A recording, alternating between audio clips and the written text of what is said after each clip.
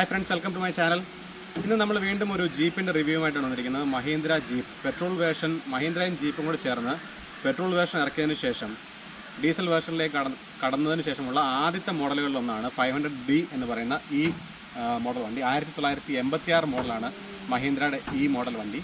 അപ്പോൾ ഇതിൻ്റെ ഒരു ക്വിക്ക് റിവ്യൂ ആണ് നമ്മൾ ഇന്ന് ഉദ്ദേശിക്കുന്നത്. നമ്മൾ ഡ്രൈവിംഗ് ഭാഗങ്ങൾ കാര്യങ്ങളൊക്കെ കാണിക്കും. ആദ്യം നമുക്കൊരു ക്വിക്ക് അറൗണ്ട് വ്യൂ എന്ന് കാണാം. അത് കഴിഞ്ഞിട്ട് നമുക്ക് ഡ്രൈവിംഗിലേക്ക് പോകാം. ഓക്കെ, ഇത് ശരിക്കും പറഞ്ഞാൽ മഹീന്ദ്രയുടെ വണ്ടിയാണെന്ന് ഞാൻ പറഞ്ഞല്ലോ. ഇത് വില്ലീസിൻ്റെ മോഡലിൽ റീഷേപ്പ് അല്ലെങ്കിൽ ആൾട്രേഷൻ മോഡിഫിക്കേഷൻ ചെയ്തൊരു വണ്ടിയാണ്. വില്ലീസിൻ്റെ ആ ഒരു രീതിയിൽ കച്ചേസ് മോഡലാക്കിയേക്കാണ്, ആൾട്ടർ ചെയ്തതാണ്. ഇതിൽ എക്സ്ട്രാ ഫിറ്റിങ്സ് എന്ന് പറഞ്ഞു കഴിഞ്ഞാൽ നിങ്ങൾക്ക് കാണാം, ഹാലജൻ ബൾബുകൾ ഫ്രണ്ടിൽ ഫിറ്റ് ചെയ്തിട്ടുണ്ട്, അതുപോലെ ഹോണ്, അതുപോലെ തന്നെ ടോ ഹുക്ക് 2 എക്സ്ട്രാ വന്നിട്ടുണ്ട്. കസ്റ്റം മെയ്ഡ് ബമ്പേഴ്സാണ്. അതോടൊപ്പം തന്നെ ഫോഗ് ലാമ്പുകൾ നിങ്ങൾക്ക് കാണാം, എത്ര ഫോഗ് ലാമ്പുകൾ ഉണ്ടെന്നുള്ളത്. പിന്നെ ഈ സൈഡിലേക്ക് വരികയാണെങ്കിൽ അലോയ് വീൽസ് വിത്ത് ബലൂൺ ടയേഴ്സാണ് കൊടുത്തിരിക്കുന്നത്. ഗുഡിയർ ടയേഴ്സാണ് വന്നിരിക്കുന്നത്. അതിൽ സൈസ് എന്ന് വെച്ച് കഴിഞ്ഞാൽ R15 215 സൈസിലാണ് ടയേഴ്സ് ഇട്ടിരിക്കുന്നത്.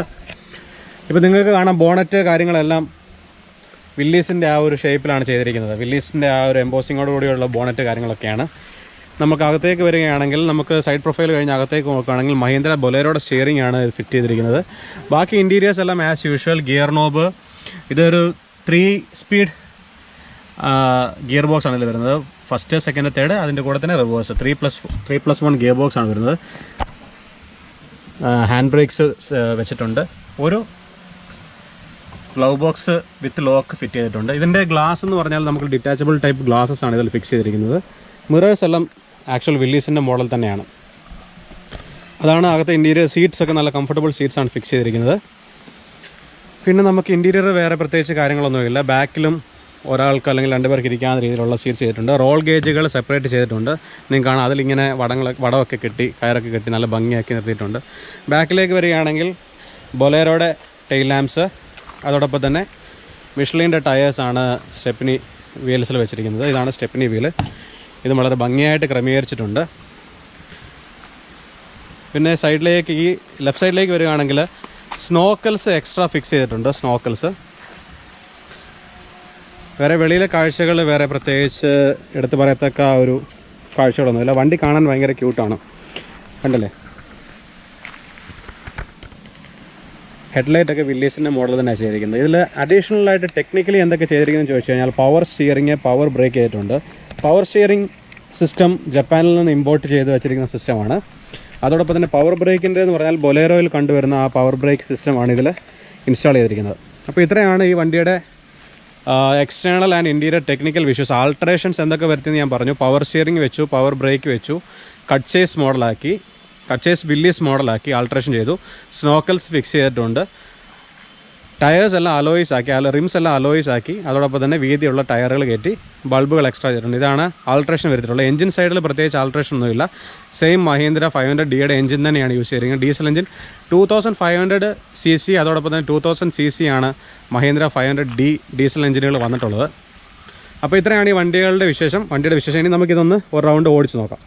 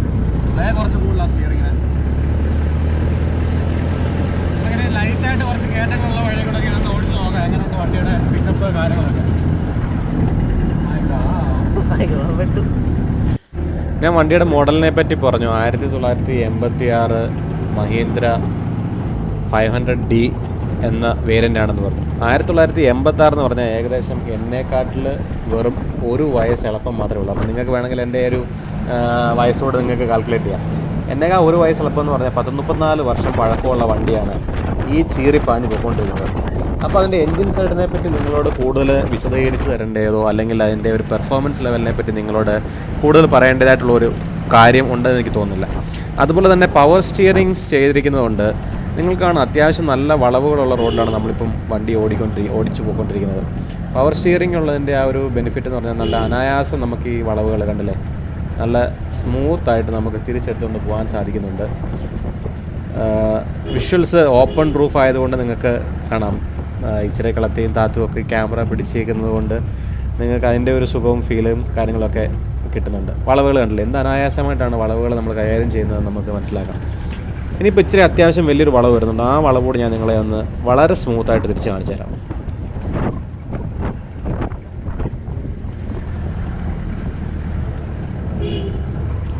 ഹോണൊരു നോർമൽ ഹോണാണ്. ഈ പറഞ്ഞ വളവാണ്. അത്യാവശ്യം നല്ല സുന്ദര വളവാണ്. ഇത് നമുക്ക് വലിയ ടയറുകൾ ഇടുമ്പോൾ നമുക്ക് വണ്ടി തിരിക്കാൻ കുറച്ചൊരു പ്രയാസം ഉണ്ടാകാറുണ്ട്. അപ്പോൾ ആ ഒരു ബുദ്ധിമുട്ട് നമ്മുടെ ബൊലേറോയുടെ പവർ സ്റ്റിയറിംഗ് കിറ്റ് കയറ്റിയത് കൊണ്ട് ആ ഒരു ബുദ്ധിമുട്ട് നമുക്ക് ഈ വണ്ടിയിൽ ഒഴിവായിട്ടുണ്ട്. കയറ്റത്തൊക്കെ നല്ല അത്യാവശ്യം നല്ല പിക്കപ്പ് തരുന്നുണ്ട്. എൻജിൻ പവർ ഡെലിവറി വളരെ സ്മൂത്താണ്. നന്നായിട്ട് തന്നെ പവർ ഡെലിവറി തരുന്നുണ്ട് വണ്ടി. ഇത് നമ്മളിപ്പോൾ ചെയ്യുന്നത് ഒരു ക്വിക്ക് റിവ്യൂ ആണ് കേട്ടോ. കാരണം ഇതെൻ്റെ അനിയൻ്റെ വണ്ടിയാണെന്ന് ഞാൻ പറഞ്ഞില്ലായിരുന്നു. ഇതെൻ്റെ ഒരു അനിയൻ്റെ വണ്ടിയാണ്. അദ്ദേഹത്തിൻ്റെ പേര് ഷിബിൻ എന്നാണ്.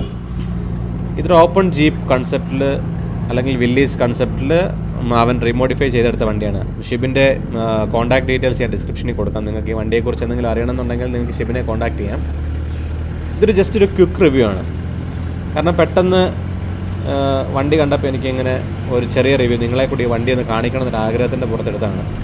അവൻ കൂടില്ലാത്തതുകൊണ്ടാണ് ഞാനൊരു ലോങ് ഡ്രൈവിനോ അല്ലെങ്കിൽ ഒരു ദീർഘമേറിയ ഒരു റിവ്യൂവിന് പോകാത്തത്. എപ്പോഴും മുതലാളിമാരുടെ കൂടെ വണ്ടി ഓടിച്ച് പോകുന്നതാണ് അതിൻ്റെ ഒരു സുഖം. അതാണ് അതിൻ്റെ ഒരു നമ്മൾ ഒറ്റയ്ക്ക് വണ്ടി എടുത്ത് പോകുമ്പോൾ നമുക്ക് ആ വണ്ടിയുമേലുള്ള റെസ്പോൺസിബിലിറ്റീസ് കൂടും.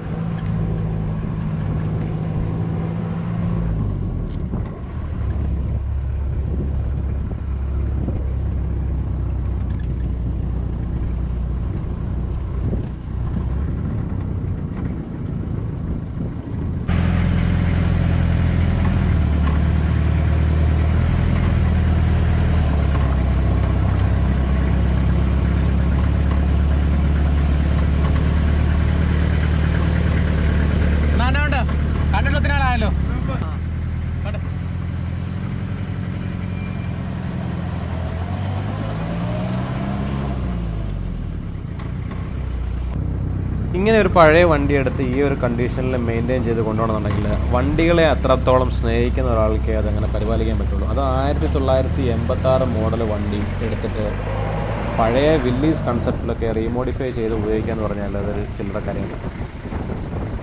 ഈ വലിയ ടയറുകൾ ഇടുമ്പോൾ തന്നെ വണ്ടികളുടെ ഭംഗി ഇച്ചിരി കൂടുമെന്ന് പറയുന്നത് വളരെ ഒരു വാസ്തവമാണ്. ഒരു അലോയ് വീലും ഇത്തിരി വീതിയുള്ള ടയർ ഇട്ട് കഴിഞ്ഞാൽ ഏത് വണ്ടിക്കും നല്ലൊരു ലുക്ക് വരും. അപ്പോൾ അത് ഈ ജീപ്പിൻ്റെ ഭംഗി കൂട്ടുന്നതിലൊരു പ്രത്യേക കാര്യമായിട്ട് എടുത്ത് നിൽക്കുന്നുണ്ട്. അപ്പോൾ ഇത്രയൊക്കെ ഉള്ളൂ ഈ വണ്ടിയുടെ ക്വിക്ക് വിശേഷങ്ങൾ. പെട്ടെന്നുള്ളൊരു റിവ്യൂ ആണ്. അപ്പോൾ ഈ വണ്ടി നിങ്ങൾ കണ്ട് നിങ്ങൾ നല്ല അഭിപ്രായങ്ങൾ അറിയിക്കുന്നതായിരിക്കും. ഇപ്പോൾ ഇത്രയേ ഉള്ളൂ ഈ വണ്ടിയുടെ വിശേഷങ്ങൾ.